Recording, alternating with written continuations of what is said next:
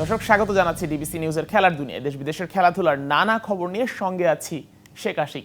West ইন্ডিজের বিপক্ষে one day সিরিজে থাকবেন কি সাকিব আল হাসান?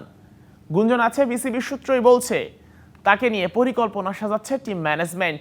ইনজুরির কারণে মুশফিক শান্তরা না থাকায় জাতীয় দলের জার্সিতে সাকিবকে চাইছেন খোদ বোর্ড সভাপতি আর কোচ ক্যাপ্টেন। টেস্টের পরই ক্যারিবীয়দের বিপক্ষে 3 ম্যাচের ওয়ানডে সিরিজ খেলতে মাঠে নামবে বাংলাদেশ। এই সিরিজের সময় যতই ঘনিয়ে আসছে ততই আলোচনা বাড়ছে সাকিব আল হাসানকে নিয়ে। ওয়েস্ট ইন্ডিজের বিপক্ষে কি টাইগার জার্সিতে দেখা যাবে দেশসেরা এই অলরাউন্ডারকে? বাংলাদেশের হয়ে সবশেষ ভারতের বিপক্ষে টেস্ট খেলেছেন সাকিব। দেশের পরিবর্তিত পরিস্থিতিতে তিনি চেয়েছিলেন চিরচেনা মিরপুরে সাউথ আফ্রিকার বিপক্ষে ক্যারিয়ারের শেষ টেস্ট খেলতে। তবে দেশের নিরাপত্তা ঝুঁকি থাকায় শেষ পর্যন্ত সেই ইচ্ছাটা পূরণ করতে পারেননি সাকিব। হতাশা আর অভিমান থেকেই রাজি হননি আফগানিস্তানের বিপক্ষে ওয়ানডে সিরিজ খেলতে। অবশ্য বিসিবির পক্ষ থেকে জানানো হয়েছিল প্রস্তুতি না থাকায় খেলতে চাননি তিনি। ওয়েস্ট ইন্ডিজের মাটিতে ওয়ানডে সিরিজ খেলতে অবশ্য তেমন কোনো ইস্যু সামনে আসার কথা না। উমরা শেষে আরব আমিরাতে টি10 লিগ দিয়ে মাঠে ফিরেছেন সাকিব। তার দল ভালো করতে না পারলেও ঠিকই নিজের জাত চিনিয়েছেন তিনি। বিসিবি সূত্রের খবর, সাকিবকে রেখেই ওয়ানডে দল গঠনের পরামর্শ দিয়েছেন নির্বাচকরা। একই মত বোর্ড প্রধান, হেড কোচ আর অধিনায়কের। কারণ দলের সিনিয়র ক্যাম্পেইনার মুশফিক আঙুলের চোটে ছিটকে গেছেন এই সিরিজ থেকে। গ্রোয়েন ইনজুরিতে সাদা বলের সিরিজ মিস করবেন নিয়মিত অধিনায়ক নাজমুল হোসেন শান্ত। আবার পিতৃত্বকালীন ছুটি নেয় ওয়ানডে দলে থাকবেন না কাটার মাস্টার মুস্তাফিজ। শান্তর জায়গা পুষিয়ে দেবেন লিটন, আর দা ফিজের পরিবর্তে দলে আসবেন তানজিম সাকিব। আর মুশফিকের বিকল্প হিসেবেই সাকিবকে চাইছে ম্যানেজমেন্ট। ক্যারিবীয়দের বিপক্ষে থাকবেন কিনা তা নিয়ে অবশ্য এখনো মুখ খোলেননি সাকিব। তবে জানা গেছে তাকে বিবেচনায় রেখেই পরিকল্পনা সাজাচ্ছে টিম ম্যানেজমেন্ট। অবশ্য চূড়ান্ত দল ঘোষণার আগ পর্যন্ত সাকিব ইস্যু নিয়ে ধোঁয়াশা থাকছেই। তৌহিদুল ইসলাম, ডিবিসি নিউজ ডেস্ক। ধৈর্যের খেলা ক্রিকেটে বড্ড অধৈর্য বাংলাদেশের ব্যাটাররা। উইকেটে সেটেল হয়েও মনোসংযোগ হারাচ্ছেন জয় লিটনরা। কোনো লক্ষ্য ছাড়াই খেলছেন ক্রিকেটাররা, এমন মন্তব্য করেছেন সাবেক অধিনায়ক হাবিবুল বাশার সুমন। সেই সাথে প্রথম শ্রেণীর ক্রিকেটকেও গুরুত্ব না দেয়াকে দুষছেন বাশার। আবারও বাংলাদেশি ব্যাটারদের হতশ্রী ব্যাটিং। ফলন এড়ালেও প্রথম ইনিংসে টাইগাররা পিছিয়ে অনেকটা। জাকের মুমিনুল 50-র পরে আউট। মনোযোগ হারিয়ে বড় ইনিংস খেলতে না পারায় ভুগছে দল। ধৈর্যের পরীক্ষায় টাইগাররা অধৈর্য প্রতি ম্যাচেই। ব্যাটিংয়ের সময় যে অনেক সময় ধরে ব্যাটিং করা, সেটাই কিন্তু একটা হার্ডওয়ার্কের পর্যায়ে পড়ে। সেই যে হার্ডওয়ার্কটা করার জন্য আমরা মানসিকভাবে কতখানি প্রস্তুত, সেটা একটা বড় কোশ্চেন মার্ক আমার কাছে। আপনি দেখেন ওয়েস্টে গ্রিস সেঞ্চুরি করেছে, মাত্র 4টা বাউন্ডারি মেরেছে। সি ওয়ার্ক রিয়েলি হার্ড, এবং তার জন্য কিন্তু কাজটা সহজ ছিল না, কিন্তু তিনি কিন্তু সময় নিয়েছেন, কষ্ট করেছেন। আমি বলছি যে সেঞ্চুরি করতে হলে 4টা বাউন্ডারি মারতে হবে, আপনি 15টা বাউন্ডারি মারতে পারেন, বাট এই হার্ডওয়ার্কটা, এই মেন্টাল ফ্রেমটা খুব গুরুত্বপূর্ণ আমাদের জন্য।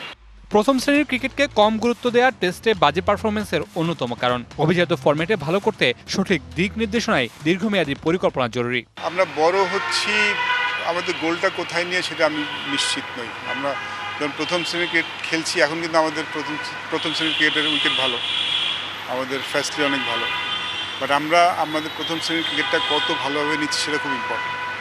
আমার মনে হয় এখন আমাদের কনসেপ্টটা, আমরা বড় হচ্ছি চিন্তা করি যে প্রিমিয়ার লিগ এবং বিপিএল, কিন্তু খেলা শেখার জন্য, খেলার পারফরমেন্স ভালো করার জন্য সবচেয়ে ভালো যায় কিন্তু ফার্স্ট ক্লাস ক্রিকেট, লঙ্গর ভার্সন ক্রিকেট। সেটাকে আমরা অনেক সময় আমি দেখেছি, আই হ্যাভ সিন ইট, যে আমরা ফার্স্ট ক্লাস ক্রিকেট ইউজ করছি প্রিমিয়ার লিগের প্রস্তুতি হিসাবে। টেস্টে ভালো পারফরমেন্সের জন্য দক্ষতার সাথে মানসিক প্রস্তুতিতে জোর দিচ্ছেন বাশার। Mamunur Rashid, DBC news, Dhaka. সাফজয়ী সানজিদা তহুরা সহ কলসিন্দুরের 6 নারী ফুটবলারকে নিজ এলাকায় সংবর্ধনা দেওয়া হয়েছে। অনুষ্ঠানের আয়োজন করে ময়মনসিংহের ধোবাউড়ার একটি সংগঠন। জমপলা সংবর্ধনায় আপ্লুত সাফজয়ী এসব নারী ফুটবলার। ময়মনসিংহ প্রতিনিধি রফিকুল ইসলাম রুবেলের পাঠানো তথ্য ছবিতে ডেস্ক রিপোর্ট। দেশের জন্য সুনাম বয়ে আনা নারী ফুটবলারদের সংবর্ধনায় মাঠ জুড়ে ভক্ত সমর্থকদের ভিড়। ফুলেল শুভেচ্ছায় সিক্ত সাফজয়ী সঞ্জিদা তহুরা সহ কলসিন্দুরের 6 ফুটবলার। ঢাকবাদ্যের ধ্বনিতে মুখরিত চারপাশ। ধোবাউড়া খেলার মাঠে সংবর্ধনা অনুষ্ঠানকে কেন্দ্র করে ভিড় করে হাজারো ফুটবল প্রেমী। প্রথমে সাফজয়ী নারী ফুটবলারদের সংবর্ধনা স্মারক ও নগদ অর্থসহ বিভিন্ন উপহার তুলে দেন আয়োজকরা। কলসিন্দুর থেকে নারী ফুটবলের পরবর্তী প্রজন্মকে তুলে আনতে সবাইকে উদ্যোগ নেয়ার আহ্বান জানান সাফজয়ীরা। আজকে এই আয়োজনটা করছে আমাদের জন্য, আমাদের তো সংবর্ধিত করছে। আমার এবং আমার সবাই যারা আছে তাদের অনেক ভালো লাগতেছে। এখন আমরা সাউথ এশিয়াতে চ্যাম্পিয়ন হয়েছি পরপর ব্যাক টু ব্যাক 2 বার। তো আমাদের লক্ষ্য এখন এশিয়াতে ভালো কিছু। আমরা যেভাবে উঠে আসছি সেভাবে যদি এখন ধারাবাহিকতা ধরে রাখে তাহলে আমাদের থেকে আরো ভালো ভালো প্লেয়ার উঠে আসবে। একজন পেশাদার অ্যাথলেট যে সুযোগ পাওয়ার কথা তার পুরোটা এই মেয়েদের দেয়া হলে তারা সাফের গণ্ডি পেরিয়ে আরো বড় মঞ্চে বাংলাদেশের নাম উজ্জ্বল করবে বিশ্বাস ফুটবল সংগঠকদের। একজন প্রফেশনাল অ্যাথলিটদের যে মৌলিক বিষয়গুলো থাকে সেগুলো প্রোভাইড করতে হবে। সেখানে আপনার ট্রেনিংয়ের বিষয় তো রয়েছেই, পাশাপাশি তারা যাতে যাতায়াতের সুবিধার একটা সুবিধা অসুবিধা রয়েছে, তাদের নিউট্রিশনের ব্যবস্থা করতে হবে, তাদের ফিজিওথেরাপির ব্যবস্থা করতে হবে। নারী ফুটবলারদেরকে যাতে প্রয়োজনীয় ফ্যাসিলিটিগুলো দেয়া হয়। আয়োজকরা বলছেন সাফজয়ীদের সম্মান জানানো এবং নতুন প্রজন্মকে খেলাধুলায় উদ্বুদ্ধ করতে এই আয়োজন। Sheikh Ashik, DBC news desk. আগামী শুক্রবার পর্দা উঠছে প্রিমিয়ার লিগ ফুটবলের নতুন মৌসুমে। আসর সামনে রেখে বিপরীতমুখী অবস্থানে 2 ঐতিহ্যবাহী দল মোহামেডান ও আবাহনী। বিদেশি বিহীন স্কোয়াড নিয়েও ঐতিহ্য আর সম্ভাবনা নিজেদের এগিয়ে রাখছে আবাহনী কোচ মারুফুল হক। চ্যালেঞ্জ কাপের শিরোপা হাতছাড়া হলেও মোহামেডান পরিকল্পনা সাজাচ্ছে লিগ ও ফেডারেশন কাপ দিয়ে। আবাহনী মোহামেডানের যে ফুটবলের যে আমেজটা সেটা এখনো কাটেনি এবং এটা কাটতে বসুন্ধরাকে আরো 20 বছর কষ্ট করতে হবে।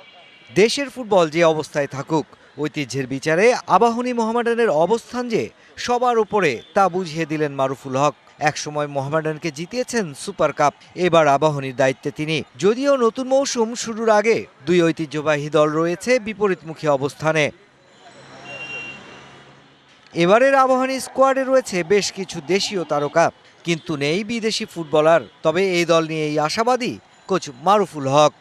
বিদেশি প্লেয়ার নাই সেটা আমি আমার ট্রেনিং যে মেথড ট্রেনিং যে আছে সেখানে আমি তাদেরকে কখনো বুঝতে দিতে চাচ্ছি না যে বিদেশি প্লেয়ার নাই। আমরা এখানে লিগ ম্যাচ খেলবো, সবগুলো আমাদের ইন্টারন্যাশনাল ম্যাচ, সেই অনুযায়ী নিজেকে প্রস্তুত করে এবং আমিও তাদেরকে প্রস্তুত করার চেষ্টা করছি।